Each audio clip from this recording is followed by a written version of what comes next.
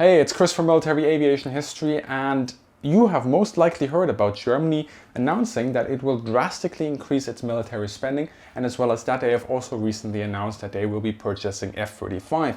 There's lots of noise out there about this, lots of hype, but I think beyond that surface level, if we crack open this case, we'll find a lot of nuance, a lot of details that seem to go missing in sort of the noise that is being transmitted right now in the media, on social media, also on YouTube, about Germany announcing that it will increase its military spending. Although let's look in this video also into the more detailed aspects of this, because you will see that actually it's not a done deal and there's some interesting developments happening. So in this video I will do a couple of things. First of all, I will talk of course about that announcement of purchasing F-35. Then after that I will be talking about the German Federal Council and one of the motions it has passed in order to look at some of the ideas that have been pushed forward about what sort of material Germany should be buying.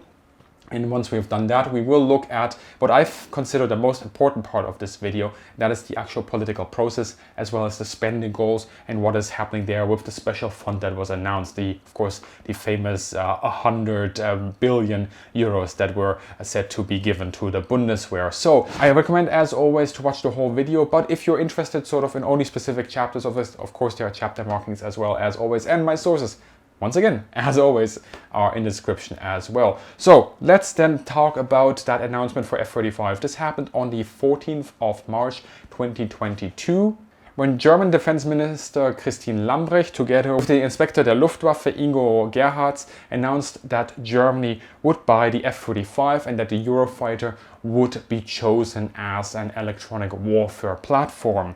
Luftwaffe Inspector Gerhards at this point also called the F-35, open quote, without an alternative, end quote. The F-35 offers unique cooperation potential with NATO allies. 8 European allies have already introduced the Lockheed Martin multi-role combat aircraft or are in the procurement process.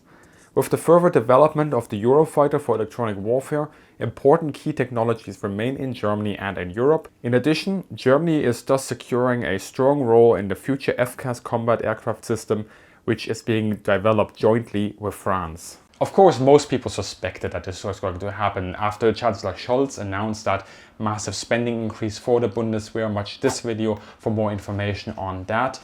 And as well as that, we shouldn't forget that when this new government came into power at the end of 2021, the coalition that we have right now in Germany, that's Social Democrats, the Greens and the Liberals, they of course also in their coalition agreement vowed to find a replacement for NATO or make a decision on the replacement onto NATO very, very quickly. Although I don't think most of us thought it would be this quickly. How does this announcement differ from the Super Hornet Growler Mumbo Jumbo announcement that we had a couple of years ago? Well, that's a good question. The difference is that Germany this time around states that it actually wants to buy the aircraft in question, F-35. With Super Hornet and Growler, it was never an intention to buy, or never a stated intention to buy. It was a request for information from the manufacturer. Again, for the person in the last row just over there, you know who I'm talking about. Germany had never said they were going to buy Super Hornet or Growler. They very strongly considered it, but they never made an official announcement saying we are going to buy it. So, just for the record. Now, announced are of course F-35A, 35 of those, as well as 15 Eurofighter in an electronic warfare configuration, which doesn't exist yet, which Airbus has to very gladly, most likely, develop. And yeah, they're going to be happy about this. Now, F-35, of course, also allows Germany to, theoretically speaking, there's still a question mark on this, maintain that sort of status within nuclear sharing program, NATO's nuclear sharing program as well, with the American B-61 nuclear bomb that could theoretically then be used by German pilots. Currently, the Tornadoes are doing that. F-35 is certified for that weapon as well, so that is an option. Still, I said question mark, there's still a political process that is happening in that sense as well. And of course then the Eurofighters with electronic warfare. To be honest, 15 airframes is very few. There are very few airframes for the amount of investment that is actually required to convert Eurofighter into an electronic warfare platform. But I wonder if there aren't some sort of synergies happening there as well. Perhaps that can be then carried over into FCAS, which would at least make part of the investment viable. we'll have to wait and see. But these F-35 and these Eurofighters are going to be substituting 90 Tornadoes. Fair enough, you can say, well, the new platforms are more capable. But we shouldn't also forget that at the height of the Luftwaffe's strength when it comes to the Tornadoes, they actually had roughly 360 Tornadoes back during the Cold War. So it is a massive reduction once again. Again, numbers don't mean capability, but we'll have to see if it actually makes sense to keep the numbers this low. At the same time as well, Lambrecht made a general announcement about the state of the Bundeswehr and where Germany wants to bring it, together with Generalinspektor Eberhard Zorn. And there the signposts are sort of set as an army that is fully equipped, has modern equipment that is already available on the market, and is also operationally ready to do what it has to do at a moment's notice. Our goal is a fully equipped Bundeswehr that reliably protects us and our allies, an army that makes Germany a strong, reliable cooperation partner. The Bundeswehr will be significantly more capable than it is today. To achieve this, the focus must now be on closing gaps in current holdings. Our units will not only be fully equipped, but also with uniform material. That is why we are taking advantage of the flexibility in the procurement regulations and prioritize proven and matured solutions that are available on the market. In this way, we are able to rapidly increase the operational readiness of our armed forces. This means that you get the material equipment you need for the mission, from backpacks to fighter jets. Now, it's going to be really interesting to see how the procurement process changes in Germany, if there really is a long-lasting change within the opinion of, and also the sort of mentalities of decision makers, the ministries, and then of course also the bureaucrats. If this change is just a temporary spike or and things will revert back to business as usual, we will see. Of course, I've talked about some of the hurdles that are existent in Germany when it comes to procurement process in past videos, so just refer back to those. Now let's talk a little bit about that political process then, of course, and we're going to start with the German Federal Council. The Federal Council, what is it? First of all, very quickly, the Federal Council is the Bundesrat. It is not the Bundestag, which is just the German parliament, but the Bundesrat is also a legislative body that is composed out of the 16 federal states that make up Germany. Basically, it could be described like the German Senate, the US Senate. It's not a perfect analogy, it's really not a one-on-one comparison, but it gets the point across, right? So the Free State of Bavaria, yes, they're really called like that, Freistaat Bayern, yeah. They pushed a motion through the Federal Council, and that motion included recommendations on what Germany should be purchasing for the Bundeswehr. And these recommendations were then passed through the Federal Council into the Defense Committee as well as some other committees on the 9th of March 2022. And it also is something that has made the rounds on social media, which has, as far as I can tell, also led to some people thinking that this is exactly what Germany is going to do. But that is not the case. The motion that was passed in the Federal Council is something that is called officially an Entschließung. What is an Entschließung? Yeah, that's a good question. An Entschließung is basically just a call for attention, a call of action, a list of recommendations that the Federal Council gives to the parliament or the German government, and it really has no legally binding obligation once it has passed the council.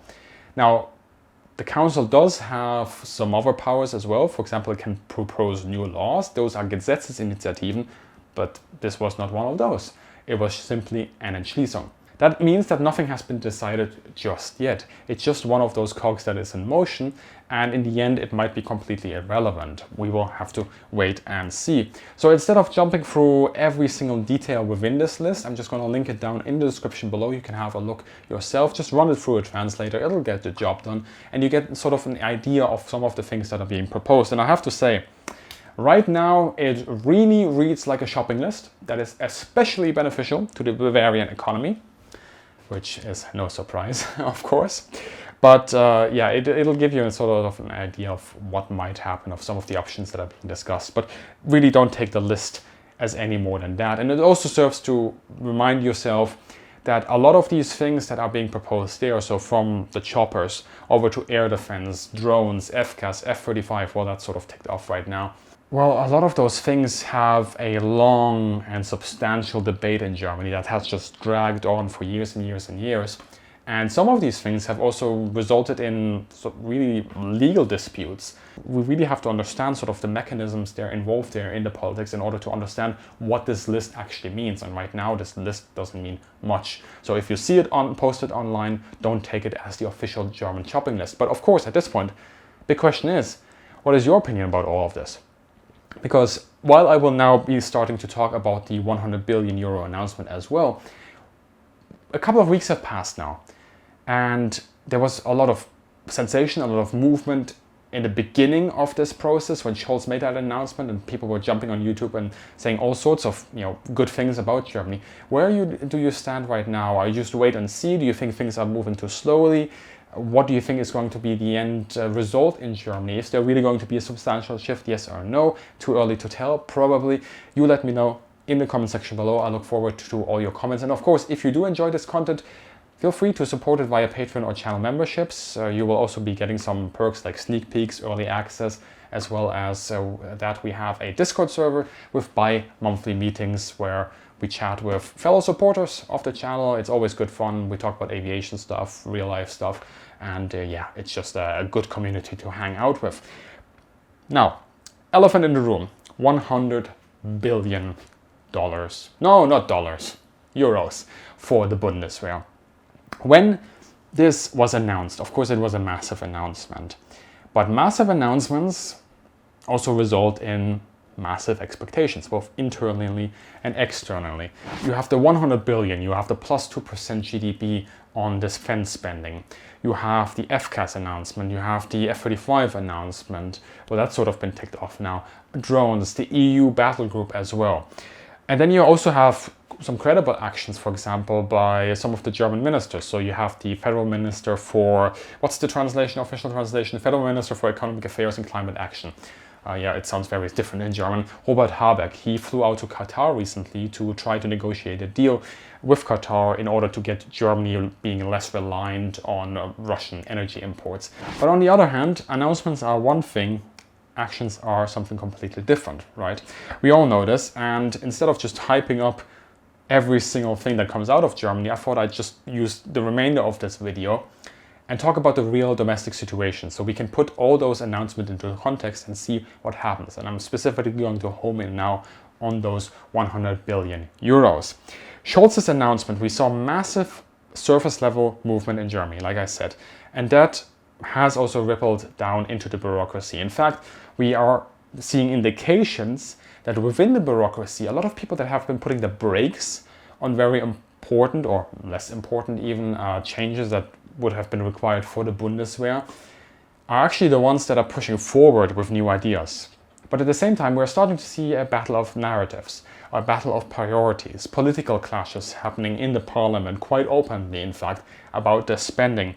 And it does look like this is perhaps the positive getaway for those people that think that Germany should be taking more of an active role in this. The positives perhaps is that Germany, or the most parties in Germany, at least the parties that matter, seem to be okay with increasing spending on military equipment and on the Bundeswehr.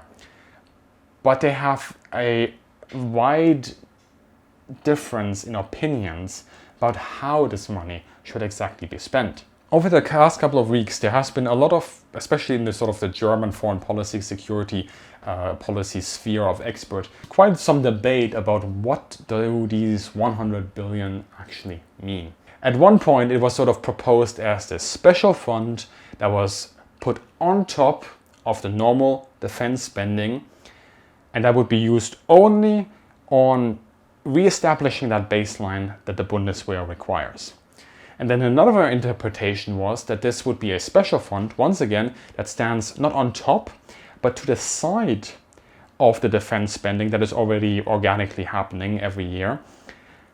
And it would only be used on very special projects that require significant funding, like for example FCAS or armed drones or something of that nature. And then there have been those interpretations that said, well, as defense spending is increasing, This special fund is going to stretch out as well over a period of 5 to 10 months. And that is going to be then allow extra procurement to take place throughout these years, just to bring the Bundeswehr up to speed faster and really have that massive investment up front for 5 to 10 years, and then sort of hit that 2% goal every single year, or slightly above it. But those have been sort of the interpretations by most experts, and I think those would be the natural sort of interpretations that you might have. So basically, from what we are able to piece together right now, from some of the announcement that we've seen from the government, it looks like the 100 billion are not used in that manner. Instead, they're being used in order to push Germany to hit that 2% GDP goal on defense spending, and even push it over for a period of 3.5 years. 3.5 years. Why 3.5 years? Well, in 3.5 years, the next election is taking place. If you look at the proposed spending by the finance ministry, you actually see that there is no spending increase proposed throughout these years on the Bundeswehr. It is stuck at 50 billion euros, which of course means that with time of inflation, that the value of that money actually reduces slightly. Yeah, there's no spending increase meant there. But of course, if you then use the 100 billion euros and you spend it within 3.5 years, you will fulfill the promise that you've made. You're hitting 2%, you're going over 2% for 3.5 years. And then suddenly the next government comes into play. Maybe it's the same one, maybe it's a different one, who knows? We don't plan that far, apparently. And they would have to rebalance the budget, and they would have a problem there in order to, once again, hit that 2% goal without really announcing a similar sort of special fund once again for a very short period of time. So it's a very short-term goal that is being pushed here. If you look at the practical implications of this short-term planning, it means that essentially the Luftwaffe, sorry, not Luftwaffe, I obviously have this aviation bias, but the Bundeswehr and the Defense Ministry has no ability to take those 100 billion euros and think about some long-term investments. It also has no ability to look at the 50 billion euros that are just sort of the normal regular defense spending that Germany has right now, and see an increase over time and plan ahead on their investments there as well. They're essentially locked on this 3.5 year period, which means that they will have to use it fast, they will have to buy the stuff fast, which works, I guess, in the Bundeswehr's favor in the sense that it can then re-establish a baseline very quickly by buying stuff off the shelf on the market that is already available. Of course, that also makes the industry very happy, which is probably why they're supporting this. But we'll have to wait and see if this is actually going to be what is happening. And of course, I mean, I've mentioned inflation already, but 100 billion euros don't actually equal 100 billion euros down the line, 3.5 years time. It's actually slightly less because of inflation. And of course, any movement, you might be wondering, any movement on putting this into the German constitution, as Scholz had said during his announcement, well, I don't see any movement. And even in the first video, I'll just reiterate, I don't know how that's going to work and what we're going to see there, if that's actually going to work out. And of course, also don't forget, as we're planning, as we're talking about sort of procurement planning, every single procurement made by Germany that goes above 25 million, not billion, million, 25 million, has to be signed off by Parliament as well. Maybe in the end, maybe in a couple of weeks' time, things will be different. But right now, this is, I think, where we stand in Germany. By the way, if you're interested where some of the German parties stand on this issue, well, there is an article that came out recently by Björn Müller. I've also linked it down in the description below that sheds some light on this. He essentially goes through some of the party stances on this and where do they think the procurement should be focusing on. It's a quick read. It's a very high recommended read from my side. Just once again, run it over a translator. Maybe you're using the built-in translator from Chrome. If you don't use Chrome, there I guess there are some plugins in Firefox and whatever as well. So have a look at that. I do recommend it. And generally speaking, I must say also, I do recommend that if you want to know more about this debate, follow the German media, follow the German experts. Thankfully, we will live in a world now where automatic translation is very easy to do on Twitter, on online. And of course, look at those sources first and then go to sort of the international media, because I've seen quite a few outlets getting these things sometimes significantly, sometimes less significantly wrong, because they just don't understand really how Germany works. Just like German journalists sometimes wouldn't know how, you know, the US works in detail, or the British governmental system works in detail. It's just sometimes those natural limitations. So that's just my recommendation at the end of this video.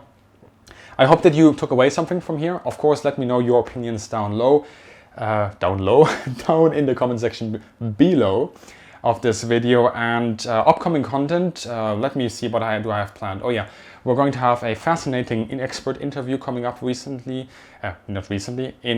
near future, about how to compare military capabilities, industrial capabilities between different countries. That's going to be very interesting as well. Also a little bit of an excursion into intelligence planning there as well. And then of course I'm also planning something on the F-16. Yeah, that's going to be quite an interesting video, I think, as well, about sort of the procurement history of that bird. And then the video on the greatest airborne operation of World War II, as well as on the Messerschmitt Bf-110. I've pushed them back slightly, but they will come out. The scripts are done, and I will get on those as well. So as always, thank you very much for watching. I hope that you took something away from this video. And yeah, if you want to support the channel, check out Patreon and channel memberships and the perks associated with those outlets. And as always, I wish all of you a great day, and see you in the sky.